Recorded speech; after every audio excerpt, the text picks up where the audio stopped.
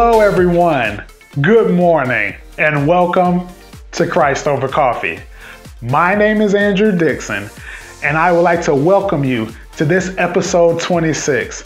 It's such a joy to share life with you this Friday morning, and alongside me is our other host, Sister Rosalia Gowman, a Holy Spirit missionary sister.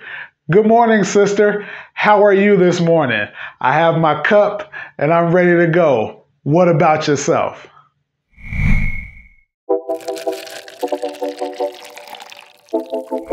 Good morning, Andrew. I'm doing great, and yes, I'm ready for the day.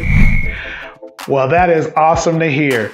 And you know what? Without further ado, I know you got everything set up, so I leave the floor to you. Please introduce to the audience our topic for today and our guest speaker. The topic of our conversation today is about the hope for mission through formation.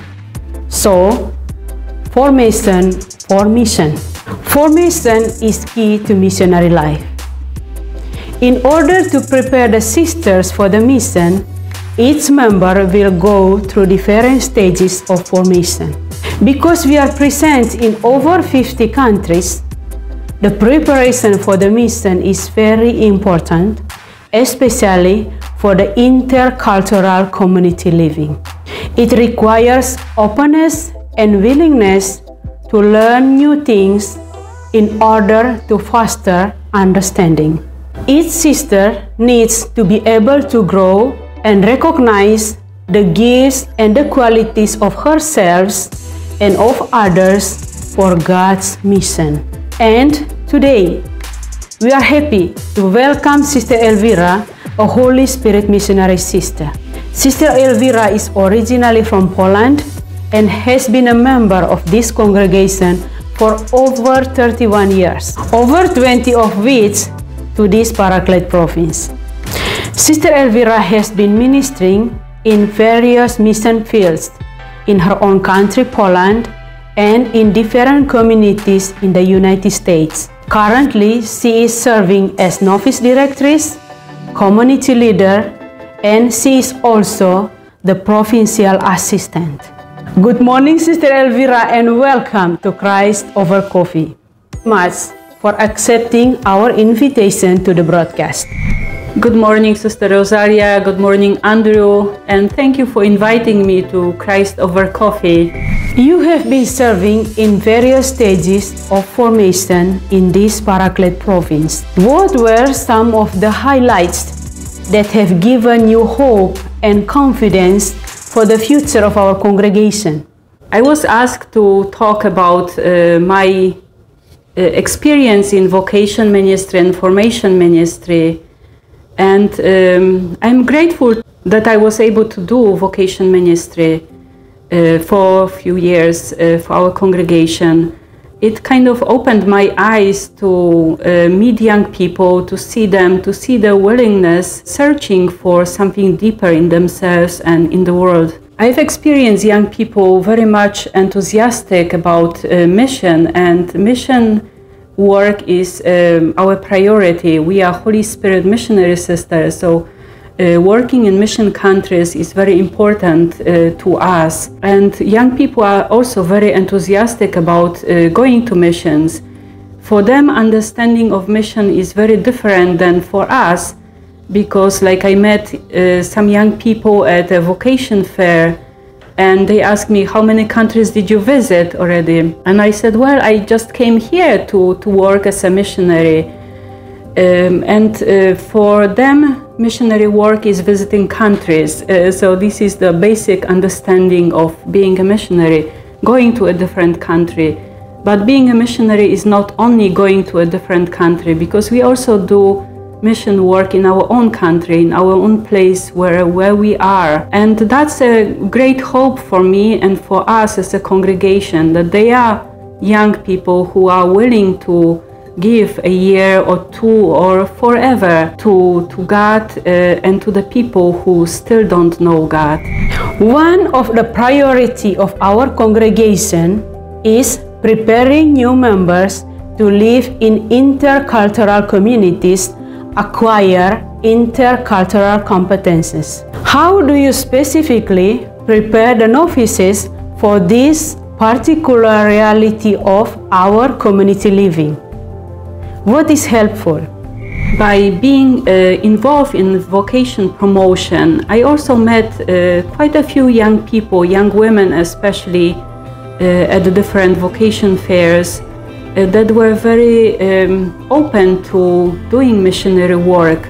Their understanding was a little bit different, but that could be also, explained during formation process. I'm also very much grateful for young people that they are willing to take the first step, to come and explore, to come and see times, weekends, or even longer time, or to be involved in our ministry, especially in the summer peace camp in Rogers Park, or other ministries wherever we are.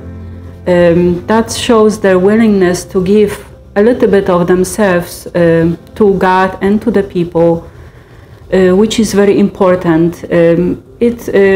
Another things that gives me very much hope is that they are young women who would like to dedicate their lives to God, to pronounce the vows of chastity, poverty, and obedience, and follow Christ in this way, being a missionary.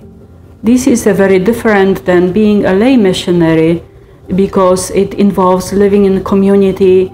It involves first going through quite a few years of formation, because we have pre-novitiate, we have 2 years of novitiate, we have some years of juniorate preparation before a young lady takes final vows and dedicated completely to the congregation and to God. So this is a long time of discernment. And it is needed, because the understanding of missionary work and religious life is very different for many people. Currently, I am the Novice Directress for our community, for our province, and we have one novice who is from Haiti, Sister Yolette.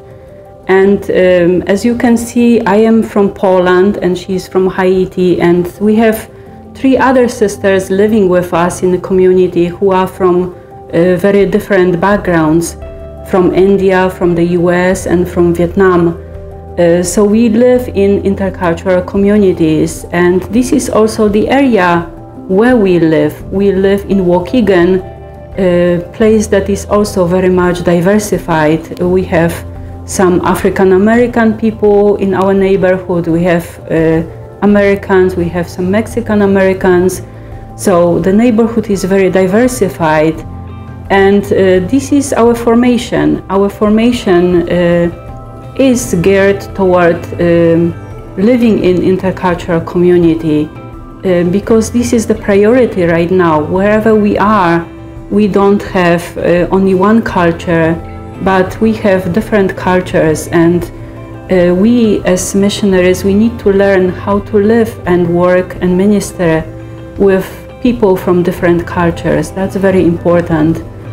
And living in intercultural communities requires also very much openness and flexibility. We have to be open, understanding also. It's very important, because we need to understand the other culture, learn about it, about the cultures that from the people with whom we live.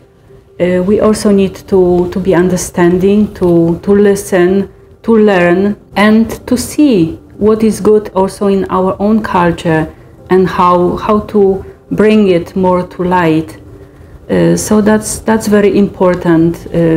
Being flexible, being able to learn different languages, because if we minister with people from, for example, from Mexico or from South America, we need to learn Spanish.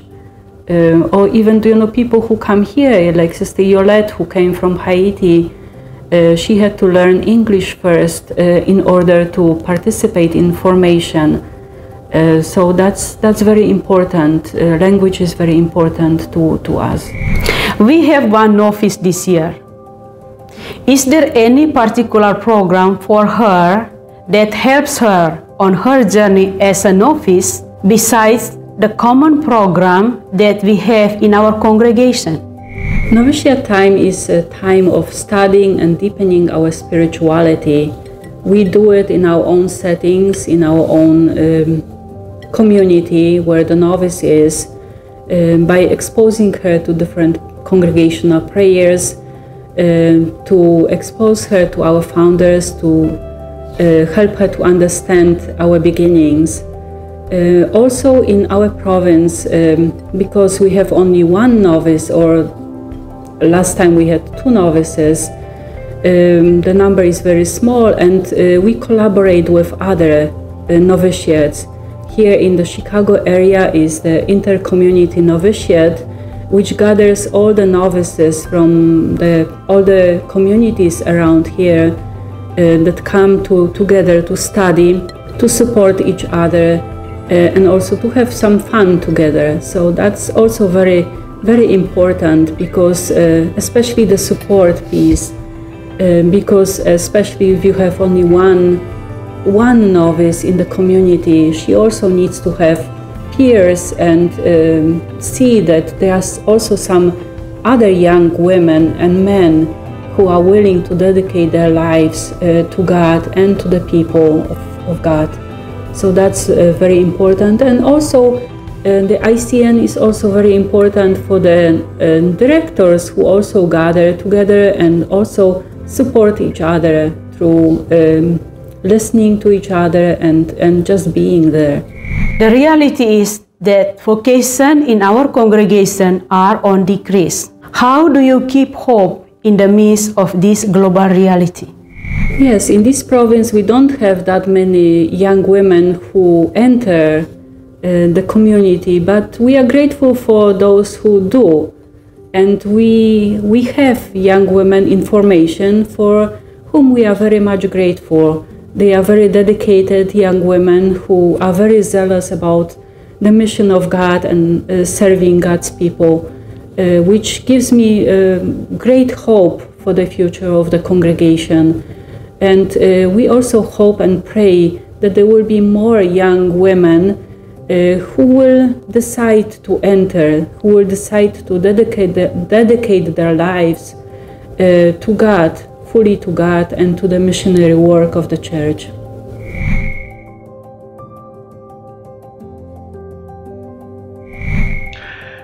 Thank you so much, Sister Elwira, for your willingness to come on the broadcast this morning and share with us a little bit about formation, your role within it, and also the need for more missionaries to step forward. And to not only step forward, but the importance of seeing other young people around them walking that same journey, encouraging them on the way towards what God would have them to do in this life. Thank you so much for joining us today. If you yourself feel that God is calling you to missionary service, we want you to give us a call today. Our telephone number is 847-441-0126. Again, that's 847-441-0126. Also, we do have a website. If you don't wish to give us a call and would much rather or feel more comfortable speaking virtually, our website is www.SSpS-USA.org. Again, that's www.SSpS-USA.org. And to our young viewers, if you feel more comfortable having a dialogue via social media, we want you to know that you are included in this as well. We are on Facebook, Instagram, and YouTube, and you can find us at these various locations down below me. From there, we just ask that you like, comment, share, follow us on social media. We often put encouraging words and messages on there. And so you can join the conversation each week, but also be more in tune with the things that are going on here. If you feel God calling you to missionary service, we would love for you to reach out to us today.